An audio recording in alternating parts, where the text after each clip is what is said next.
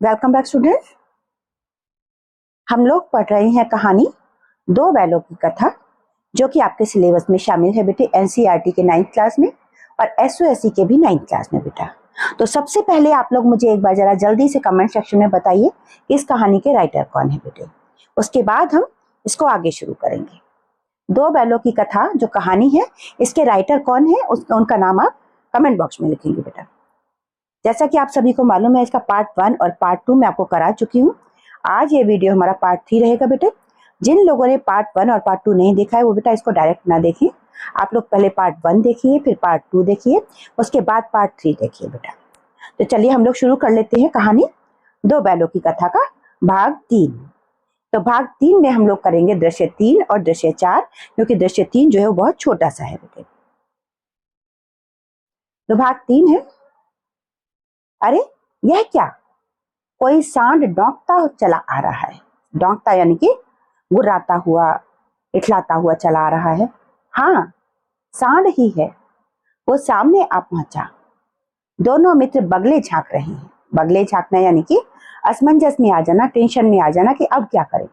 सांड पूरा हाथी है, मतलब सांड का साइज बहुत बड़ा है। उससे भिड़ना जान से हाथ धोना है, यानी कि उससे लड़ाई करना बहुत खतरनाक है, जान जा सकती है। लेकिन ना भिड़ने पर भी जान बचती नहीं नजर आती। लेकिन अगर हम नहीं भी भिड़ते हैं उससे तो भी जान बचती हुई नजर नहीं आती है। इन्हीं की तरफ आ भी रहा है, इन्हीं की तरफ आ भी रहा है। कितनी भयंकर सूरत है, बहुत डरावना है। मोती ने मूक भाषा में कहा, बुरे फंसे, जान बचेगी, कोई उपाय सोचो। मोती ने कहा किससे? हीरा से कहा कि बुरे फंस गए हम तो, अब यहाँ से क्या जान बचेगी, कोई तरीका सोचो। हीरा ने चिंतित स्वर में कहा, परेशानों के टेंशन में आके कहा, अपने घमंड में भूला हुआ है, आरज़ू विनती न सुनेगा, भाग क्यों न चले। हीरा ने परेशानों के कहा कि ये तो अपने घमंड में भूला हुआ है, क्योंकि इसको मालूम है कि मेरा कद बहुत विशाल है, मैं बहुत ताकतवर हूँ, इस बात का इसको बहुत घमंड है, इसलिए ये अब हमारी कोई हमसे कोई आरज़ू विनती करेंगे तो ये सुनेगा नहीं, तो क्यों ना हम यहाँ से भाग चले। भागना कायरता है, मोती ने कहा, भागना तो कायरता है। तो हीरा कहता है तो फिर यहीं मरो, बंदा तो 9 2 11 होता है। फिर मोती कहता है और जो दौड़ाए। तो हीरा कहता है तो फिर कोई उपाय सोचो, जल्दी क्यों करना है, क्योंकि सांड उनकी तरफ आता चला जा रहा है। तो फिर यहाँ पर बात होती है, उपाय बताया जाता है कि उपाय यही है कि उस पर दोनों जने एक साथ चोट करें। मैं आगे से रगेदता हूँ, तुम पीछे से रगेदो, मतलब मैं उसे आगे से घसीटूंगा, तुम पीछे से घसीटना। दोहरी मार पड़ेगी तो भाग खड़ा होगा। दोहरी मार कैसे पड़ेगी, क्योंकि हीरा और मोती दोनों मिलकर के उसको मारेंगे तो भाग खड़ा होगा, भाग जाएगा। मेरी ओर झपटे तो तुम बगल से उसके पेट में सींग उछेड़ देना। अगर मेरी तरफ आए, मेरी तरफ झपटे तो तुम उसके पेट में सींग उछेड़ देना बगल से। जान जोखिम है, मतलब जान का खतरा है, पर दूसरा उपाय नहीं है। अब कोई दूसरा तरीका बचा नहीं है, हालांकि इसमें जान का बहुत खतरा है, पर अब हमें यही करना होगा। दोनों मित्र जान हथेलियों पर लेकर लपके। दोनों मित्र खतरे को मोल लेते हुए खतरे की तरफ को बढ़े। सांड को भी संगठित शत्रु से लड़ने का तजर्बा न था। सांड जो था उससे कभी भी ऐसे लोग मिलकर के कभी नहीं लड़े थे। दो जानवर उससे कभी भी मिलकर के नहीं लड़े थे, तो उसको इस बात का एक्सपीरियंस ही नहीं था। वो तो एक शत्रु से मल्ल युद्ध करने का आदी था, मतलब उससे हमेशा ही कोई एक जानवर आया करता था जिसको वो हरा दिया करता था। उससे लड़ने के लिए कभी भी लोग संगठित होकर या फिर यूनिटी बना करके नहीं आते थे। ज्यों ही हीरा पर झपटा, मोती ने पीछे से दौड़ाया। जैसे ही सांड हीरा पर झपटा, मोती ने पीछे से उसको दौड़ा दिया। सांड उसकी तरफ दौड़ा तो हीरा ने रगेदा। जो उनकी प्लानिंग थी देखो वही कर रहे हैं। सांड चाहता था कि एक एक करके दोनों को गिरा दे। अब सांड ये चाहता था कि दोनों एक एक करके उसके सामने आए तो उनको गिरा दे, पर ये दोनों भी उस्ताद थे। ये दोनों तो पहले से प्लानिंग करके बैठे हुए थे। उसे वो अवसर ना देते थे, उसे मौका ही नहीं देते थे कि वो एक एक करके इन दोनों को मार सके। एक बार सांड झल्ला कर हीरा का अंत कर देने के लिए चला कि मोती ने बगल से आकर पेट में सींग भोंक दिया। आया एक बार जब सांड आकर के हीरा के ऊपर अटैक करने लगा तो मोती ने बगल से आकर के उसके पेट में सींग भोंक दिया।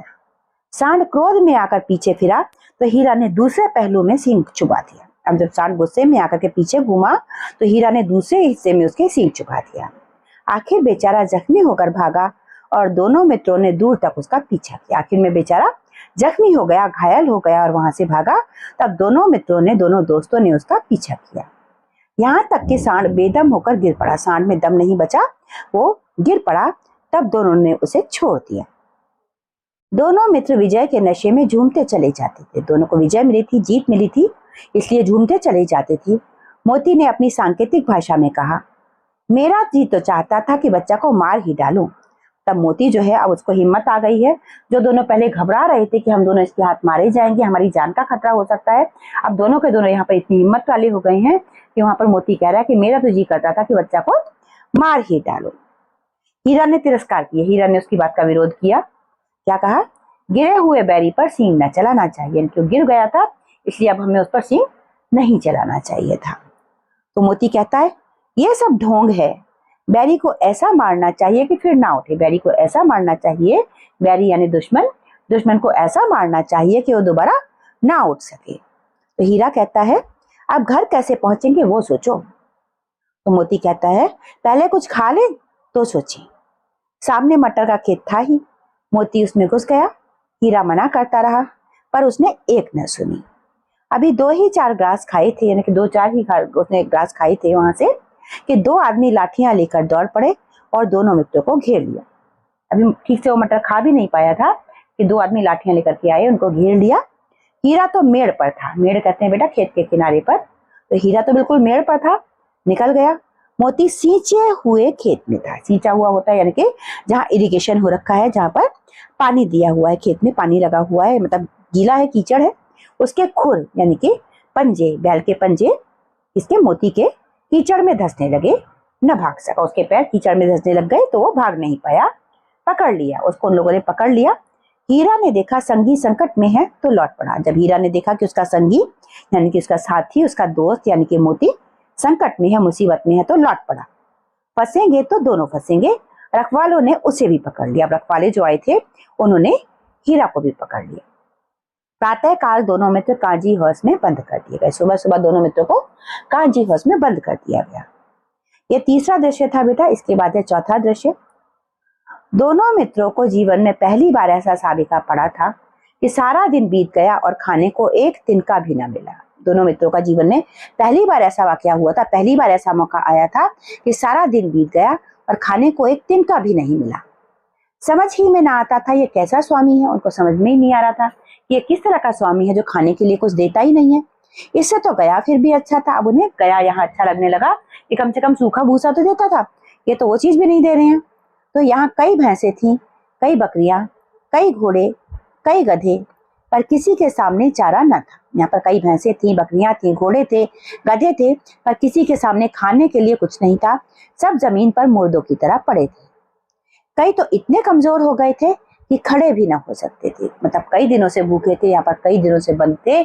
इस वजह से बिना खाए पिए इतने ज्यादा कमजोर हो गए थे कि अब वो खड़े भी नहीं हो पा रहे थे, तो मुर्दों की तरह पड़े हुए थे। सारा दिन दोनों मित्र फाटक की ओर टकटकी लगाए ताकते रहे। दोनों मित्र फाटक की तरफ यानी गेट की तरफ देखते रहे कि शायद कोई आए, खाना लेकर के आए, हमें खाने के लिए दे, पर कोई चारा लेकर आता न दिखाई दिया। कोई भी चारा लेकर नहीं आया। तब दोनों ने दीवार की नमकीन मिट्टी चाटनी शुरू की, पर इससे क्या तृप्ति होती। दोनों पहलों ने, हीरा मोती ने दीवार थी उसकी नमकीन मिट्टी, क्योंकि दीवार जो थी वो मिट्टी की बनी हुई थी, उसकी मिट्टी को चाटना शुरू कर दिया, पर उससे क्या तृप्ति होती, यानी कि उससे क्या ही पेट भरता। रात को भी जब कुछ भोजन न मिला तो हीरा के दिल में विद्रोह की ज्वाला दहक उठी। अब जब सारे दिन के बाद रात को भी भोजन नहीं मिला तो हीरा को गुस्सा आने लगा। मोती से कहा, बोला, अब तो नहीं ही रहा जाता मोती, मतलब अब तो मुझसे नहीं रहा जाता भूखे। मोती ने सिर लटकाए हुए जवाब दिया, मुझे तो मालूम होता है प्राण निकल रहे हैं। भूख की वजह से मोती कहता है कि मुझे लग रहा है कि मेरी तो जान निकल जाएगी। तो हीरा कहता है, इतनी जल्द हिम्मत ना हारो भाई, यहाँ से भागने का कोई उपाय निकालना चाहिए। हीरा कहता है मोती से, इतनी जल्दी हिम्मत मत हारो भाई, यहाँ से भागने का कोई तरीका निकालो। तो आओ दीवार तोड़ डालें, आओ चलो दीवार तोड़ देते हैं, मुझसे तो अब कुछ नहीं होगा। तो कहता है, मुझसे अब कुछ नहीं होगा, बस इसी बूते पर अकड़ते थे। हीरा पूछता है, क्या इसी बूते पर, इसी बात पर अकड़ते थे? तो मोती कहता है, सारी अकड़ निकल गई। बाड़े की दीवार कच्ची थी, हीरा मजबूत तो था ही। अपने नुकीले सींग दीवार में गड़ा दिए और जोर मारा तो मिट्टी का एक चिप्पड़ निकल आया। बाड़े की दीवार जो थी वो कच्ची थी, मतलब कच्ची मिट्टी से बनी हुई थी। हीरा अच्छा ताकतवर था, तो उसने अपने नुकीले सींग जब दीवार में गड़ाए और जोर मारा तो मिट्टी का एक चिप्पड़ यानी कि मिट्टी का एक टुकड़ा दीवार में से निकल करके आ गया। फिर तो उसका साहस बढ़ा, फिर उसकी हिम्मत बढ़ गई। उसने दौड़ दौड़ कर दीवार पर चोटें की और हर चोट में थोड़ी थोड़ी मिट्टी गिरने लगी। वो दौड़ दौड़ के जाता था, दीवार पर अटैक करता था। इस तरीके से दीवार जो थी धीरे धीरे टूटने लगी, थोड़ी थोड़ी मिट्टी गिरने लगी। उसी समय काजी हाउस का चौकीदार लालटेन लेकर जानवरों की हाजिरी लेने निकला। उसी वक्त काजी हाउस का जो चौकीदार था वो हाथ में लालटेन लेकर के जानवरों की हाजिरी लेने के लिए निकला। अब हीरा का उजड्डपन देखकर उसने उसे कई डंडे रसीद किए। हीरा का जब ये उजड्डपन देखा कि ये दीवार तोड़ रहा है, तो उसने, जो चौकीदार था, उसने हीरा को कई डंडे मारे और मोटी सी रस्सी से बांध दिया। उसको मोटी रस्सी से बांध दिया। मोती ने पड़े पड़े कहा, आखिर मार खाई क्या मिला? मतलब तुमने मार खाई, क्या हासिल हुआ? तो हीरा कहता है, अपने बूते भर जोर तो मार दिया। मोती कहता है, ऐसा जोर मारना किस काम का कि और बंधन में पड़ जाए।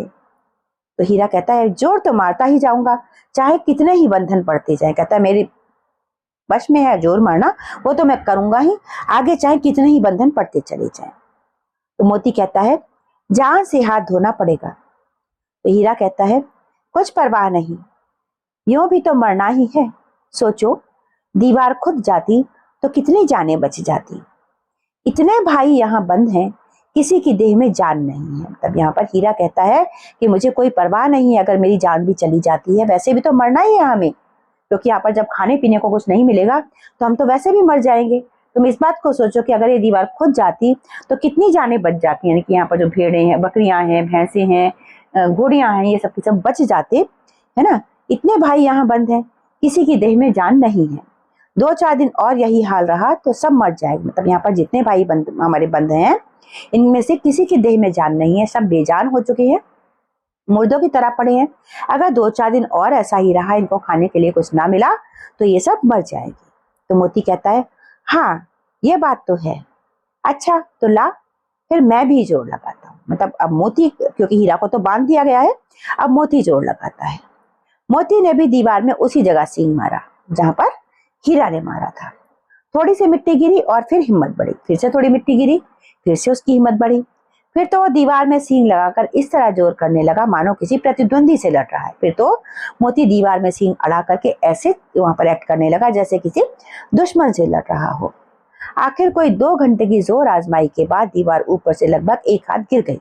लगभग 2 घंटे तक जब मोती ने दीवार में टक्कर मारी, तो उसके बाद दीवार ऊपर से एक हाथ गिर गई, मतलब लगभग 1 फीट के लगभग गिर गई। उसने दूनी शक्ति से दूसरा धक्का मारा तो आधी दीवार गिर पड़ी। उसने डबल ताकत से फिर से धक्का मारा तो आधी दीवार गिर पड़ी। अब दीवार का गिरना था कि अधमरे से पड़े हुए सभी जानवर चेत उठे। जो जानवर अधमरे से पड़े हुए थे, जिनको होश नहीं था कि हम कहाँ पड़े हैं, उन सबको थोड़ा थोड़ा होश आ गया। तीनों घोड़ियां सरपट भाग निकली। सबसे पहले तीनों घोड़ियां भाग निकली, फिर बकरियां निकली, उसके बाद भैंसें भी खिसक गई। यानी कि घोड़ियों, सबसे पहले घोड़ियां निकली, उनके पीछे बकरियां निकली, उनके पीछे धीरे से भैंसें भी निकल गई। पर गधे अभी तक ज्यों के त्यों खड़े थे। गधे अभी भी वहां जैसे थे वैसे ही खड़े हुए थे। हीरा ने पूछा, तुम दोनों क्यों नहीं भाग जाते? हीरा ने उससे पूछा गधों से कि तुम दोनों भागते क्यों नहीं हो? तो एक गधे ने कहा, जो कहीं फिर पकड़ लिए जाए, यानी कि अगर हम फिर पकड़ लिए गए तो फिर से तो यहीं आना है। तो हीरा कहता है, तो क्या हरज है, अभी तो भागने का अवसर है, यानी कि अगर बाई चांस पकड़े गए तो पकड़े जाएंगे, लेकिन अभी तो भाग सकते हो, अभी तो भागो, क्या पता ना भी पकड़े जाओ। तो गधे कहते हैं, हमें तो डर लगता है, हम यहीं पड़े रहेंगे। मतलब वो कहते हैं कि हमें डर लगता है, हम यहाँ से नहीं जाएंगे, क्योंकि अगर फिर पकड़ लिए गए तो मार पड़ेगी और फिर से बंद किया जाएगा, इसलिए हम यहाँ से नहीं जाएंगे, हम यहीं पड़े रहेंगे। आधी रात से ऊपर हो चुकी थी। दोनों गधे अभी तक खड़े सोच रहे थे कि भागें या ना भागें। आधी रात से ज्यादा समय बीत चुका था और दोनों गधे जो थे वहीं पर खड़े हुए अभी तक यही सोच रहे थे कि हम यहाँ से भागें या ना भागें। और मोती अपने मित्र की रस्सी तोड़ने में लगा हुआ था। मोती जो था वो अपने मित्र की, यानी कि हीरा की रस्सी तोड़ने में लगा हुआ था, चबा रहा था। जब वो हार गया तो हीरा ने कहा, तुम जाओ, मुझे यहीं पड़ा रहने दो, शायद कहीं भेंट हो जाए। जब हीरा ने देखा कि मोती उसको खुलवाने में सफल नहीं हो पा रहा है, उसको सक्सेस नहीं मिल रहा है, वो रस्सी नहीं तोड़ पा रहा है, तो हीरा ने मोती से कहा कि तुम जाओ और मुझे यहीं पड़ा रहने दो, शायद कहीं भेंट हो जाए। मोती ने आंखों में आंसू लाकर कहा, तुम मुझे इतना स्वार्थी समझते हो हीरा, यानी कि तुम मुझे इतना सेल्फिश मानते हो क्या हीरा, कि मैं तुम्हें यहाँ छोड़ के चला जाऊंगा? हम और तुम इतने दिनों एक साथ रहे हैं, हम दोनों एक साथ इतने दिन तक रहे हैं, आज तुम विपत्ति में पड़ गए तो मैं तुम्हें छोड़कर अलग हो जाऊं? आज तुम्हारे ऊपर मुसीबत आ गई है तो मैं तुम्हें छोड़ के चला जाऊं? हीरा ने कहा, बहुत मार पड़ेगी, लोग समझ जाएंगे ये तुम्हारी शरारत है। यानी कि हीरा कहता है, मैं तो बंधा हुआ हूँ, तुम्हें बहुत मार पड़ेगी क्योंकि सबको पता चल जाएगा ये काम तुमने किया है, ये दीवार तोड़ी है और सारे के सारे जानवर यहाँ से भाग गए हैं। तो मोती गर्व से बोला, जिस अपराध के लिए तुम्हारे गले में बंधन पड़ा उसके लिए अगर मुझ पर मार पड़े तो क्या चिंता। मतलब जिस अपराध के लिए, जो अपराध तुमने किया था उसकी वजह से तुम्हारे गले में रस्सी पड़ गई, उसी अपराध के लिए अगर मुझे भी मार पड़ जाए तो क्या चिंता। इतना तो हो ही गया कि 9-10 प्राणियों की जान बच गई, वे सब तो आशीर्वाद देंगे। यानी कि इतना तो हो ही गया है कि हमने ये जब दीवार तोड़ी है तो 9-10 प्राणियों की जान बच गई है, वो सब तो अब हमें आशीर्वाद देंगे। ये कहते हुए मोती ने दोनों गधों को सींग से मार मार कर बाड़े के बाहर निकाला और तब अपने बंधु के पास आकर सो रहा। ऐसा कहते हुए, इतना कहने के बाद मोती गया और जो दोनों गधे वहां पर खड़े हुए अभी तक सोच रहे थे कि हम जाएं या ना जाएं, दोबारा पकड़े गए तो मार पड़ेगी, दोबारा बंद हो जाएंगे, इसलिए हम यहीं पड़े रहेंगे, उन बैलों को, उन गधों को मोती ने सींगों से मार मार के बाड़े से बाहर भगा दिया और फिर अपने बंधु यानी कि हीरा के पास आकर के सो गए। भोर होते ही मुंशी और चौकीदार तथा अन्य कर्मचारियों में कैसी खलबली मची, इसके लिखने की जरूरत नहीं। तब सुबह होते ही मुंशी और चौकीदार और काजी हाउस के जो बाकी कर्मचारी थे, उन सब के बीच में जो एक तरह से खलबली मची थी, उसके बारे में लिखने की जरूरत नहीं है। बस इतना ही काफी है कि मोती की खूब मरम्मत हुई और उसे भी मोटी रस्सी से बांध दिया गया। इतना ही काफी है लिखने के लिए कि मोती की भी खूब मरम्मत हुई, यानी कि मोती की भी खूब पिटाई हुई और उसे भी एक मोटी रस्सी से वहीं पर बांध दिया गया। तो ये था बेटा दृश्य 3 और 4 पार्ट 3 आपके कहानी 2 बैलों की कथा का। यहाँ से आपसे मैं एक क्वेश्चन पूछूंगी बेटा कि काजी हौस के जानवरों की हाजिरी क्यों ली जाती होगी, आप अपने अंदाजे से बताइए बेटा। काजी हौस के जानवरों की हाजिरी क्यों ली जाती होगी? बहुत जल्दी से बेटा काजी हौस आप मुझे कमेंट सेक्शन में लिख के बताइए। और आपकी परीक्षाओं के लिए बहुत सारी शुभकामनाएं। Have a great day ahead. जय हिंद, जय भारत।